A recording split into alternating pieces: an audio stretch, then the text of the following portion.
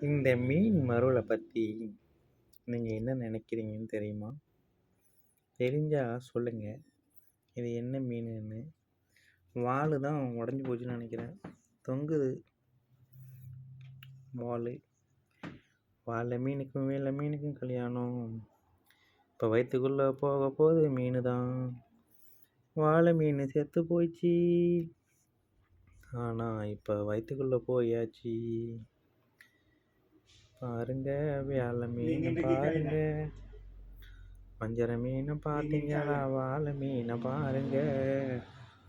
ஆக மொத்தம் இப்போ நீ வண்டிக்குள்ள போக போற மீனுங்க.